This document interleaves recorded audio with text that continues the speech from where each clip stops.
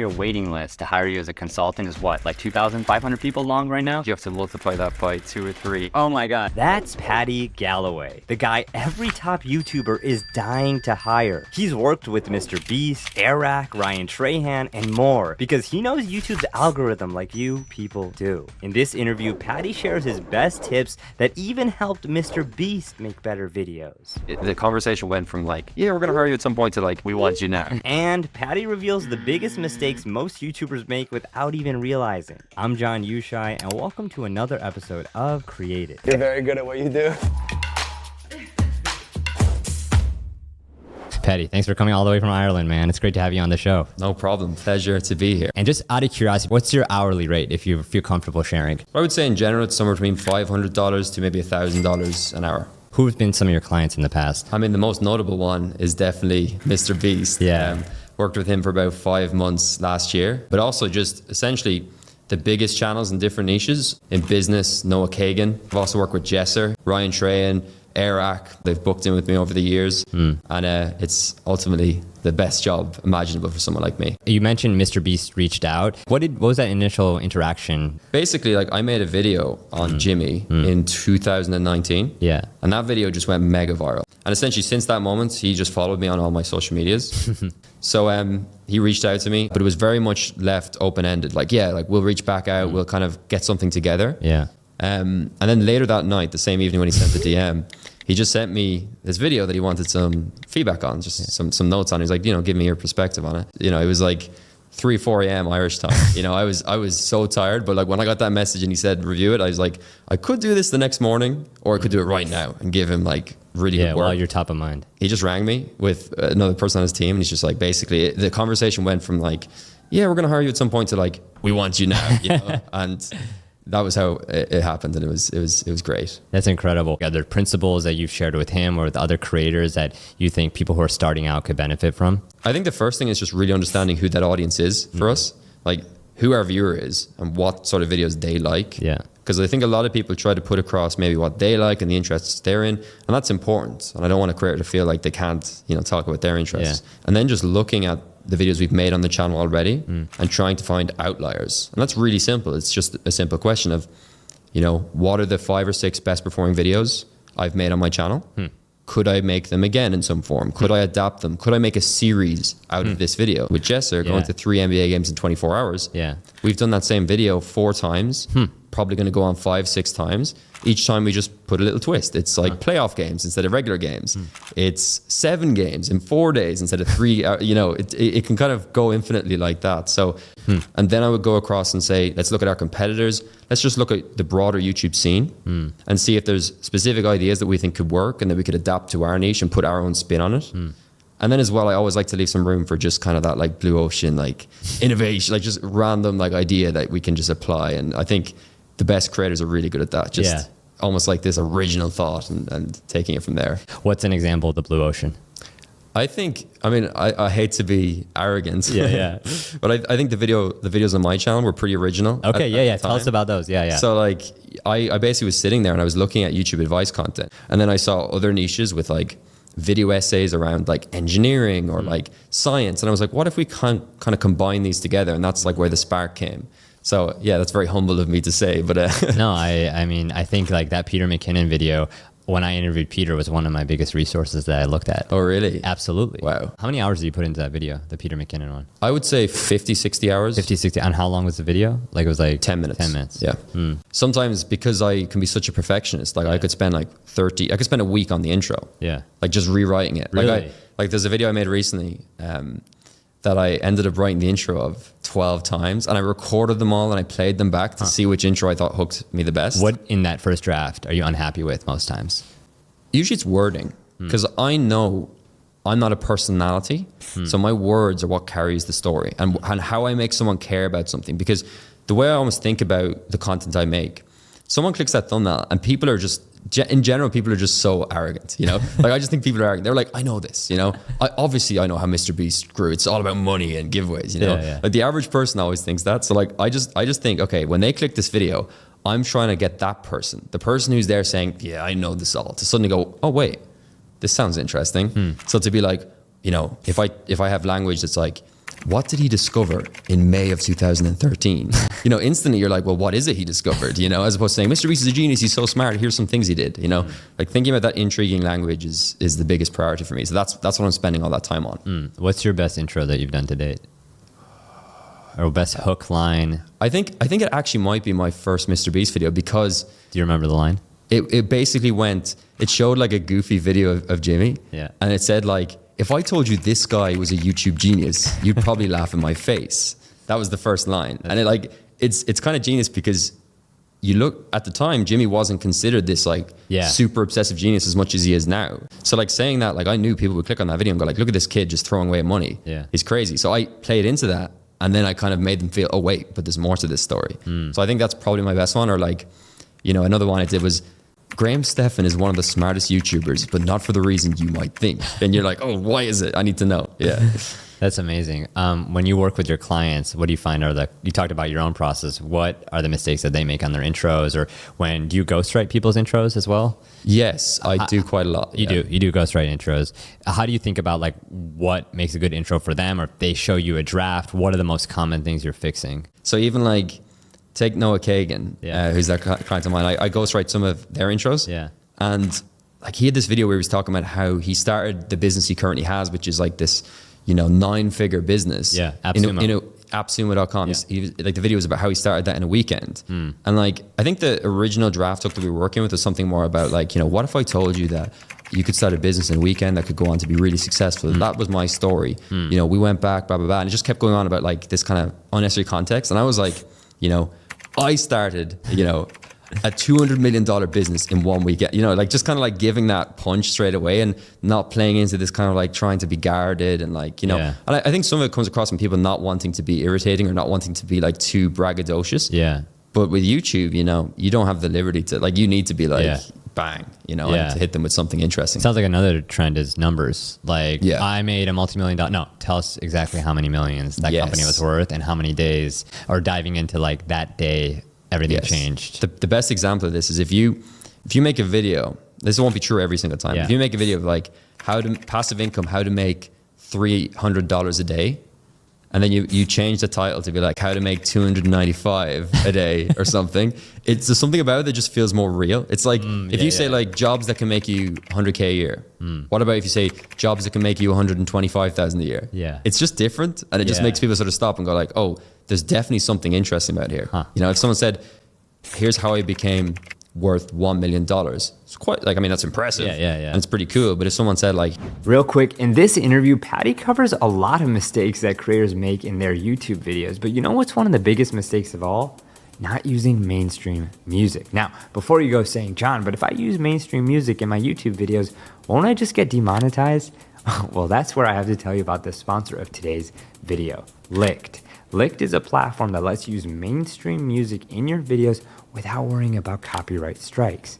I mean, they have over 1 million tracks from huge artists like Justin Bieber to Oliver Tree, because playing music from people that are already recognized makes your content suddenly feel more familiar, so your audience is more engaged. So Licked is really your ticket to better content and better performance. And to show just how good their service is, Licked is offering new users 14 days of free stock music and 50% off your first mainstream chart track. So if you haven't already signed up, head to my link in the description to claim your discount while the offer still lasts and take your content to the next level. All right, back to the video. here's how I make $400,000 a year, or how I make $45,000 a month. You instantly say this is real. It's not just someone saying I'm a millionaire.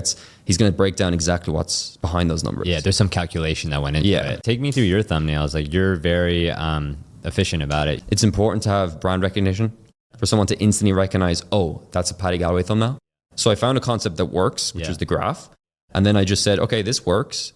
I still have something that changes every time, the face of the YouTuber. So there's still something different every time. And also I have a space to put something different in the text every single time. You definitely have a brand. Like, and I think like when I see that, I'm like, okay, that's a Paddy video. I was saying I should have worn a white t-shirt with a big red graph. You got to sell that merch. That would have been hilarious. And talk about like how something about like breaking or broke, I feel like is another like big word. It's a strong word. What, how did you come up with that? Like the wording in the thumbnail, like even like how X broke YouTube, or like it's kept comes Yeah. up in a lot of your titles. So I saw, again, I talk a lot about studying high performing concepts. I saw this thumbnail concept on, I think it was the Wall Street Journal, and it was like the man who solved the stock market. And I was like, that's pretty interesting, solve the stock market. Yeah. But then I was like, let's make it YouTube. So the man who solved YouTube, it's okay.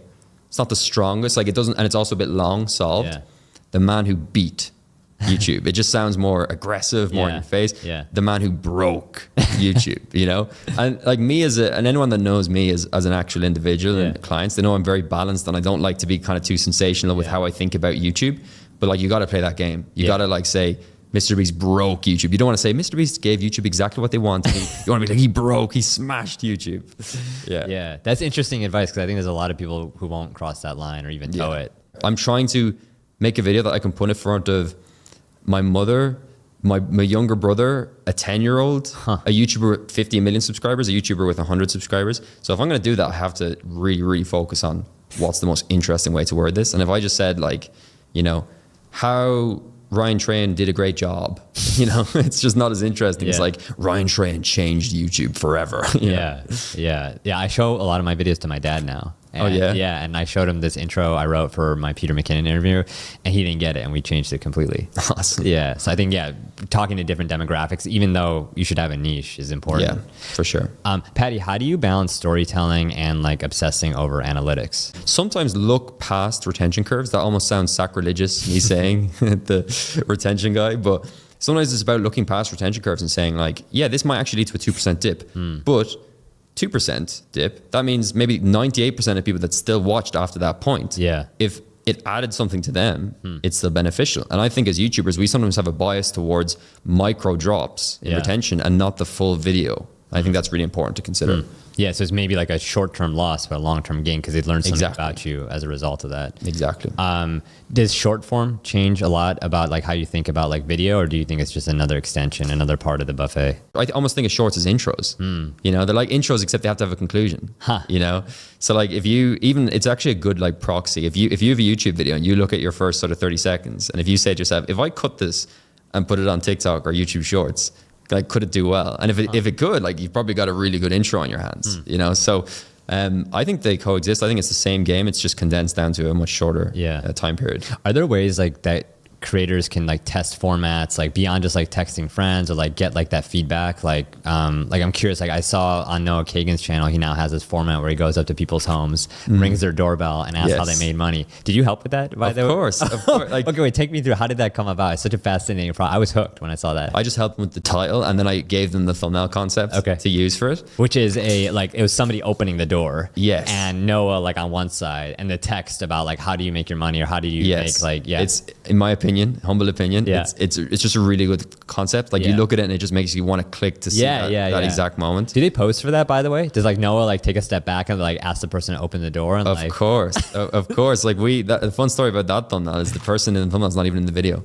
What? It's an actress, I should say. Oh my God, they're not in the video. And here's the funny thing, not a single comment that I noticed anyway, on a video that has 3.5 million views, I didn't see a single comment saying, where was this person? Because if you deliver someone that's just really interesting, they click it and they get a great video, they're not going to feel cheated because it's like, this is such a great video. You just blew my mind.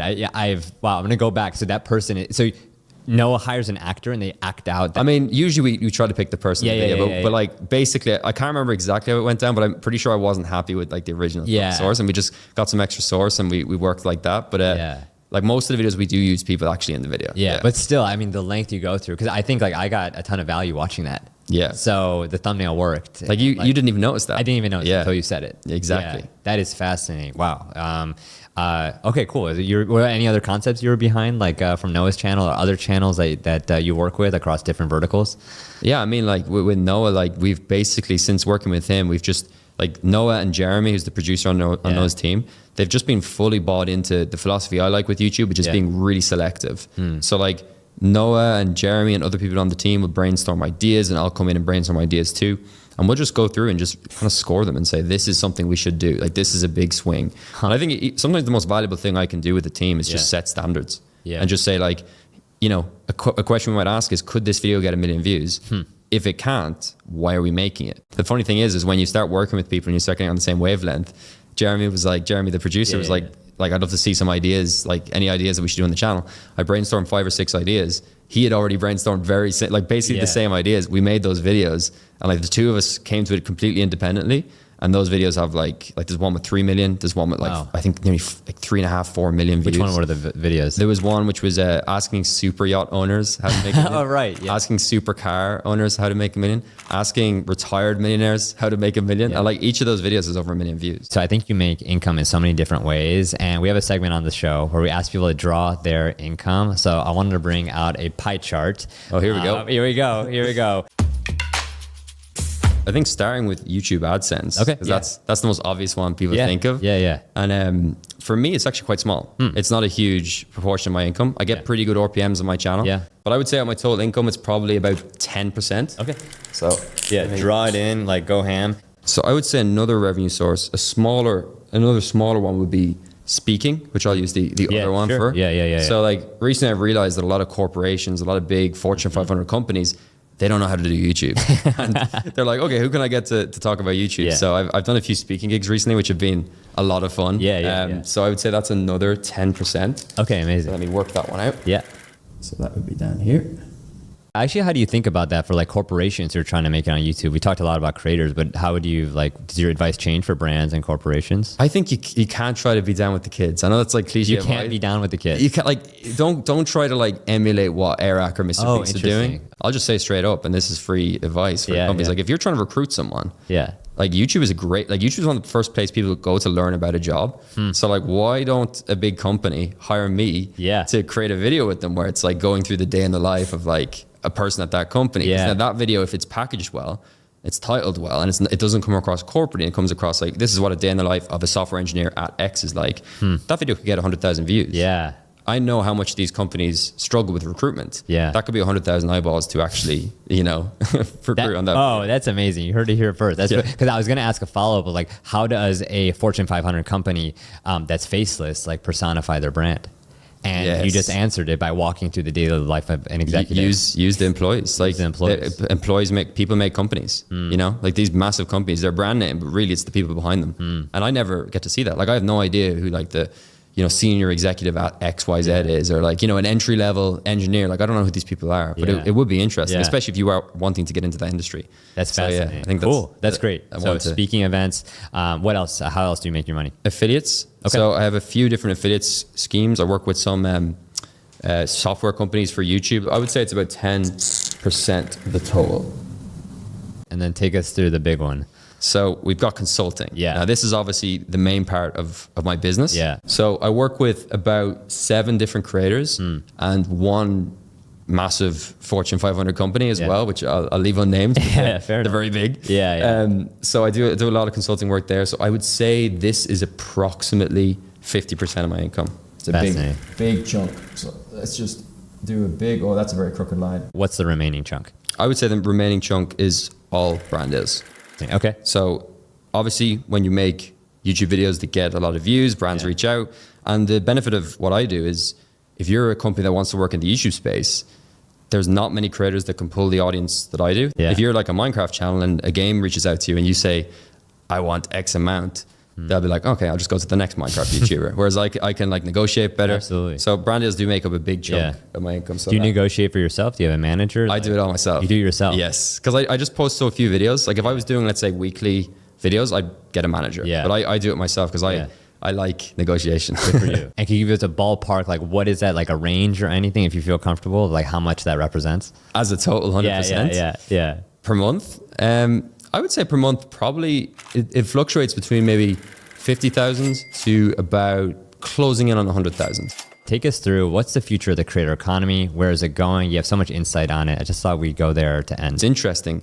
When I go and work with a creator, quite often the first note I have is, hold on a minute, let's add more depth here. Like we're too fast, which is, people just assume, he loves retention. He wants like bang, bang, bang, bang, bang. No, I want some story. I want some depth to my to my videos as well.